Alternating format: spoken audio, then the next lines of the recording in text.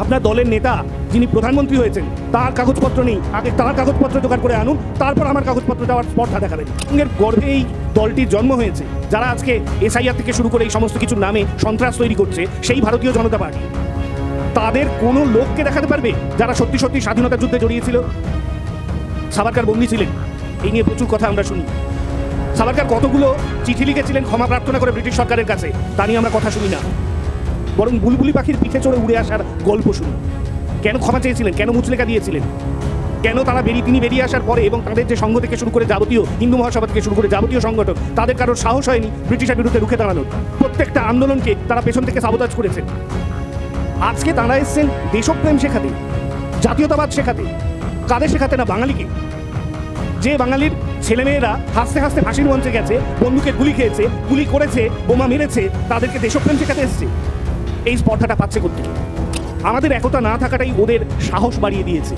তাই জন্য ওদের ছোট বড় মেজর সমস্ত নেতা বলতে পারছে 1 কোটি তাড়িয়ে দেবো, 2 কোটি তাড়িয়ে দেবো। বলা স্পর্ধা পাচ্ছে কি করে? এই বাংলায় দাঁড়িয়ে, এই বাংলার মাটিতে দাঁড়িয়ে। কারণ আমরা ঘিরে ধরছি না, আমরা জবাব দিয়ে চাইছি না, আমরা বলতে পারছি না যে আপনি কে এটা ঠিক করা। ইলেকশন কমিশনের অধিকার নেই নাগরিকত্ব নির্ধারণ করার। সেখানে আপনারা কোন হরিদাস পাল যে আপনারা দিনের পর দিন এত কথা বলে চলেছেন, দিনের পর দিন মানুষকে ভয় দেখিয়ে চলেছেন। এবং এই এসআইআর এর নাম করে এনআরসি করার যে ঘুরপথে যে চেষ্টা, নাগরিককে যা সন্ত্রস্ত করে তুলেছে, সেই সন্ত্রাস নিয়ে তারা মজা পাচ্ছে। প্রতিদিন আত্মহত্যার খবর আসছে, নাগরিকের আত্মহত্যার খবর, বিএলওদের আত্মহত্যার খবর, তারা মজা করছেন।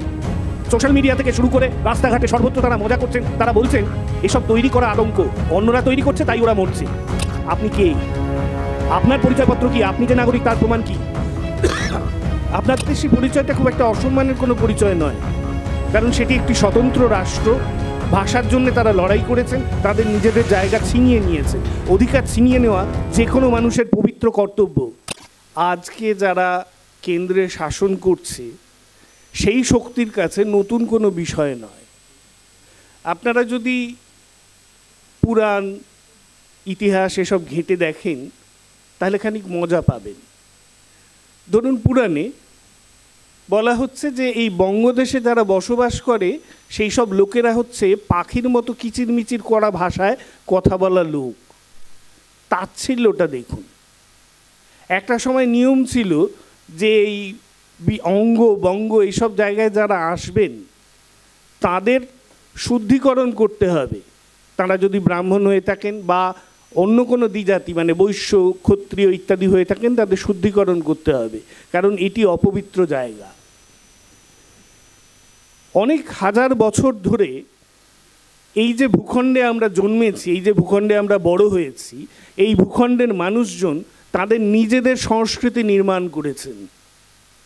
সেই নির্মাণ কখনোই আজকে যা গোবলয় বলে পরিচিত, যেখানে একদা আজকে যারা অনুপ্রবেশকারী বলে তকমা দিতে চাইছে, সেই ইন্দো ইরানিয়ান ইন্দো ইউরোপিয়ান ভাষাগোষ্ঠীর মানুষজন এসেছিলেন উত্তর পশ্চিম সীমান্ত দিয়ে, অর্থাৎ অনুপ্রবেশ করেছিলেন ওদের ভাষায়। সেই মানুষজন কখনোই আমাদের সংস্কৃতির সাথে নিজেদের মেলাতে পারেননি বলে আমাদের চিরকাল অপর বলে চিহ্নিত করা হয়েছে, আলাদা বলে দাগিয়ে দেওয়া হয়েছে। এমনকি যখন ব্রাহ্মণদের ডেকে নিয়ে আসা হলো সেনামূলে যে এখানে তারা ব্রাহ্মণ্য সংস্কৃতি ইত্যাদির প্রসার ঘটাবেন, সেই সময়ও যে ব্রাহ্মণরা এলেন, তারা যে সংস্কৃতির প্রচলন করতে চাইলেন, সেই সংস্কৃতির সাথে আমাদের যে মানুষ, যে মূলনিবাসী মানুষজন, তাদের সংস্কৃতির কোনো মিল ছিল না বলে তার প্রচার প্রসার সেভাবে ঘটাতেও তারা পারেননি। পদে পদে বাধা পেয়েছেন, এবং বাধাটা এক আধ দিনের নয়, কয়েক হাজার বছরের বাধা। আজকে প্রশ্ন উঠছে যে এই বাংলার মানুষজন তারা সকলে বাংলাদেশি, কেননা বাংলা ভাষায় তারা কথা বলেন। প্রথমত বাংলাদেশি পরিচয়টা খুব একটা অসম্মানের কোনো পরিচয় নয়, কারণ সেটি একটি স্বতন্ত্র রাষ্ট্র। ভাষার জন্য তারা লড়াই করেছেন, তাদের নিজেদের জায়গা ছিনিয়ে নিয়েছেন। অধিকার ছিনিয়ে নেওয়া যে কোনো মানুষের পবিত্র কর্তব্য। ফলে বাংলাদেশি পরিচয়ে অপমানিত হওয়ার মতন কিছু নেই। কিন্তু প্রশ্ন হচ্ছে আমাকে বাংলাদেশি বলবে কে, কারা? ভারতবর্ষ এই যে দেশটি, একে ভারত হিসেবে কল্পনা করেছিল, অখণ্ড ভারত হিসেবে কল্পনা করেছিল কারা? ইতিহাসের কোনো পর্যায়ে দেখাতে পারবেন কোনো সাম্রাজ্য আজকের ভারতের যে ভৌগোলিক বিস্তৃতি সেই গোটা বিস্তৃতি জুড়ে অবস্থিত? নেই এমন কোনো সাম্রাজ্য, এমনকি মুঘলেরাও পারেনি। তাহলে ভারত হলো কখন? ব্রিটিশ যখন শাসন করতে শুরু করলো, এবং শুরু করলো এই বাংলা দিয়ে, সেখান থেকে সে ধীরে ধীরে ধীরে ধীরে তার সাম্রাজ্য বিস্তার করলো। তার তরবারি বন্দুক বেয়নেটের তলায় যে যে অঞ্চলগুলো এলো সেই সব অঞ্চলগুলোকে সে বেঁধে নিয়েছিল প্রথমে ইন্ডিয়া বলে। কিন্তু তারা বেঁধে নিলেই তো শুধু হবে না। মহারাষ্ট্রের লোক, গুজরাটের লোক, সেই সময়কার সিন্ধের লোক, পাঞ্জাবের লোক, দক্ষিণ ভারতের কর্ণাটকের লোক, মাদ্রাসের লোক, এই মানুষজনের সাথে বাংলার লোকের কি সম্পর্ক? এই সম্পর্ক কারা রচনা করেছিল? ভারতীয়ত্বের কথা কারা তৈরি করেছিল? ভালো করে লক্ষ্য করলে দেখবেন ইতিহাসে ভারতীয়ত্বের কথা তৈরি করেছিলেন এই বাংলার মনীষীরা। তাঁরা জন্ম দিয়েছিলেন ভারতীয়ত্বের ভাবনার, জাতীয়তাবাদের ভাবনার। হ্যাঁ, তার কিছু ভুল ত্রুটি ছিল, তার মধ্যে তথাকথিত হিন্দু ন্যাশনালিজমের চেহারা অনেক বেশি ছিল, কিন্তু তারাই জন্ম দিয়েছেন। দিল্লিতে থাকা আজকের যারা সরকার, যে দল, যে সংঘ থেকে তারা এসছে, তারা জন্ম দেয়নি, বরং তারা ভারতীয়ত্বের বিরোধ করেছে। তারা এক ধরনের একটি সংস্কৃতি চেয়েছে যা একটি ব্রাহ্মণ্যবাদী নির্মাণ হবে, যেখানে ব্রাহ্মণেরা সবার মাথার উপরে, বাকি সবাই পায়ের নিচে থাকবে, যেখানে মুসলমান, যেখানে দলিত, যেখানে মূলনিবাসী মানুষজন, তারা সকলে অপর, তাদের কোনো অধিকার থাকবে না। তারা মনুবাদের চেহারা তৈরি করতে চেয়েছেন। সেই মনুবাদের চেহারার সাথে ভারতীয় জাতীয়তাবাদের চেহারার কোনো মিল নেই, কোনো মিল কোনোদিন ছিল না। আজকে তাহলে ভারতীয় জাতীয়তাবাদ শিখতে হবে তাদের কাছ থেকে, যে সঙ্গের গর্ভে এই দলটির জন্ম হয়েছে, যারা আজকে এসআইআর থেকে শুরু করে এই সমস্ত কিছুর নামে সন্ত্রাস তৈরি করছে, সেই ভারতীয় জনতা পার্টি তাদের কোনো লোককে দেখাতে পারবে যারা সত্যি সত্যি স্বাধীনতার যুদ্ধে জড়িয়েছিল? সাভারকার বন্দী ছিলেন, এই নিয়ে প্রচুর কথা আমরা শুনি। সাভারকার কতগুলো চিঠি লিখেছিলেন ক্ষমা প্রার্থনা করে ব্রিটিশ সরকারের কাছে, তা নিয়ে আমরা কথা শুনি না, বরং বুলবুলি পাখির পিঠে চড়ে উড়ে আসার গল্প শুনি। কেন ক্ষমা চেয়েছিলেন, কেন মুচলেখা দিয়েছিলেন, কেন তারা তিনি বেরিয়ে আসার পরে, এবং তাদের যে সংঘ থেকে শুরু করে যাবতীয়, হিন্দু মহাসভা থেকে শুরু করে যাবতীয় সংগঠন, তাদের কারোর সাহস হয়নি ব্রিটিশের বিরুদ্ধে রুখে দাঁড়ানোর। প্রত্যেকটা আন্দোলনকে তারা পেছন থেকে সাবোতাজ করেছেন। আজকে তারা এসছেন দেশপ্রেম শেখাতে, জাতীয়তাবাদ শেখাতে। কাদের শেখাতে? না, বাঙালিকে। যে বাঙালির ছেলেমেয়েরা হাসতে হাসতে ফাঁসির মঞ্চে গেছে, বন্দুকের গুলি খেয়েছে, গুলি করেছে, বোমা মেরেছে, তাদেরকে দেশপ্রেম শেখাতে এসছে। এই স্পর্ধাটা পাচ্ছে কোত্থেকে? পাচ্ছে একটাই জায়গা থেকে, আমরা এক হতে শিখিনি। যেদিন দেশ ভাগ হয়েছিল বাঙালির মতামত কেউ নেয়নি, কেটে একটা লাইন টেনে দিয়েছিল, দুপারে দু বাংলা করে দিয়েছিল। যে বঙ্গভঙ্গ রক্ষার জন্যে যখন আজকের অনুষ্ঠান শুরু হয়, রবীন্দ্রনাথের যে গানটি গাওয়া হচ্ছিল 1905-এ বঙ্গভঙ্গ রক্ষার জন্য রবীন্দ্রনাথ গানটি লিখেছিলেন, সেই বঙ্গভঙ্গ যখন 47-এ হলো, আমরা কেউ প্রতিবাদ করিনি। আমরা প্রতিবাদ করিনি তখন যখন পালে পালে মানুষকে দেশচ্যুত হতে হয়েছে। আমরা একত্রিত বোধ করিনি। আমরা তখনও কেন্দ্র সরকারকে প্রশ্ন করিনি, তখন যারা ক্ষমতায় ছিলেন তাদের প্রশ্ন করিনি, কেন বাঙালি উদ্বাস্তু যারা, তাদের জন্য এত সামান্য খরচ করছেন। পাঞ্জাবে তো তা করছেন না, পাঞ্জাবে তো অনেক বেশি খরচ করছেন। এমন নয় যে তাদের ক্ষত খুব কম, আমি তাদের অসম্মান করছি না, কিন্তু আমি জানতে চাইছি বাঙালির প্রতি এই অবহেলা কেন? উত্তর ছিল না, উত্তর আজও নেই। এই সাহসটা তারা পেয়েছেন, তার কারণ হচ্ছে আমরা কোনো সময় প্রশ্ন করিনি যে কেন্দ্র রাজ্য সম্পর্কটা আসলে কেমন হওয়ার কথা। এখান থেকে উৎপন্ন কর সমস্ত নিয়ে চলে যাবে কেন্দ্র, তারা কথায় কথায় সেই করের টাকাই রাজ্যকে ফেরত দেওয়া বন্ধ করে দেবে। এই স্পর্ধা তারা পায় কি করে? টাকা তো তাদের নয়, টাকা তো আমাদের। এইখানে যারা আমরা বসে আছি, যারা বাইরে আছি, আমরা সকলে কর দিই বলে সেই কর গিয়ে তাদের কোষাগারে জমা হয়। আমাদের এখানের উন্নয়নের কাজ বন্ধ হয়ে যায় কেন? কারণ টাকা তারা বন্ধ করে দিয়েছে। দুর্নীতির অভিযোগ, হ্যাঁ দুর্নীতি আছে, সর্বত্র আছে। উত্তরপ্রদেশ, হরিয়ানা, উত্তরাখণ্ড, রাজস্থান, বিহারে, আজকে গুজরাটে, কখনো একটু খোঁজ করে দেখবেন দুর্নীতির অবস্থাটা কেমন। দুর্নীতি ওখানে একটা ইনস্টিটিউশনে পরিণত হয়েছে। আমি শুধু উত্তরাখণ্ডের একটা সামান্য উদাহরণ দিই। উত্তরাখণ্ডের যিনি এখন মুখ্যমন্ত্রী, তিনি এই বিজেপিরই মানুষ।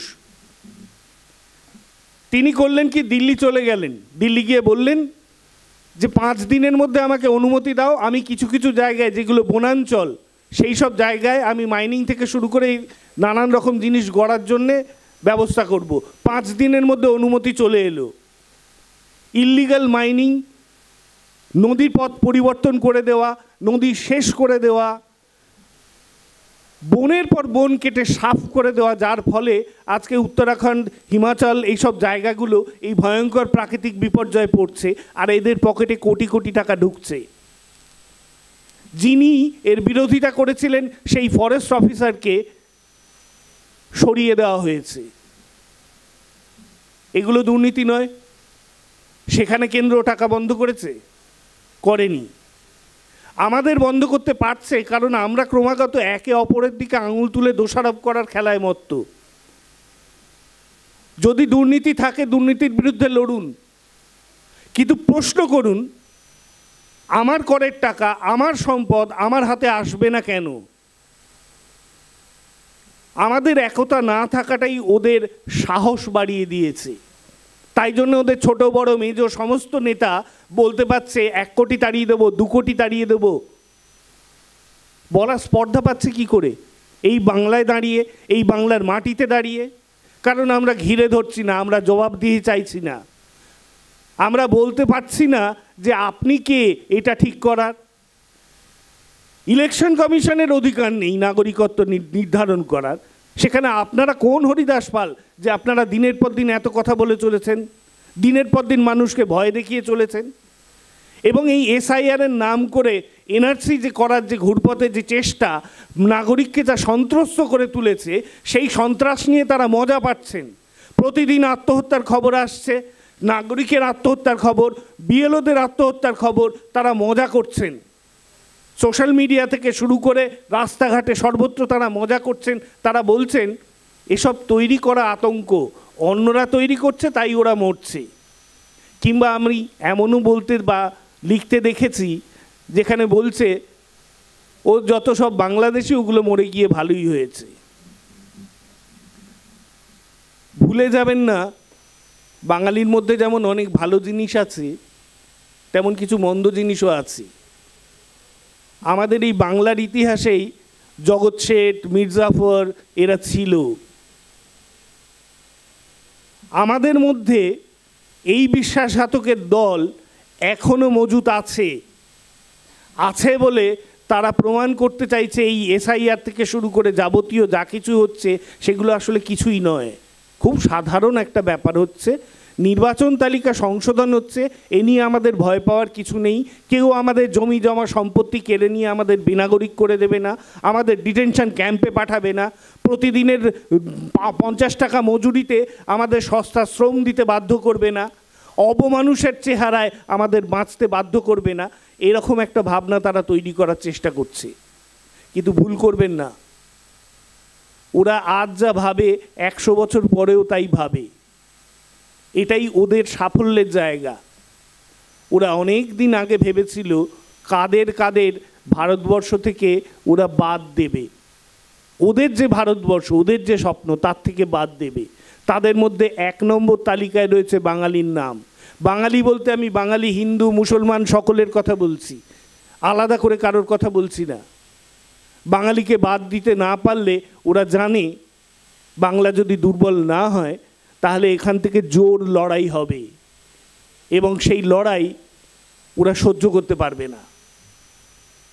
সুতরাং আজকে সময় এসছে সোজা হয়ে দাঁড়াবার, নিজের স্পর্ধায় যারা এই প্রশ্ন তুলবে রোহিঙ্গা, বাংলাদেশি, ঘুষপেটিয়া এসব সরাবার জন্যে আমরা এইটা করছি, তাদেরকে আঙুল তুলে চোখে চোখ রেখে প্রশ্ন করার আপনি কে? আপনার পরিচয়পত্র কি? আপনি যে নাগরিক তার প্রমাণ কি? আপনার দলের নেতা যিনি প্রধানমন্ত্রী হয়েছেন তার কাগজপত্র নেই, আগে তার কাগজপত্র জোগাড় করে আনুন, তারপর আমার কাগজপত্র চাওয়ার স্পর্ধা দেখাবেন। ধন্যবাদ।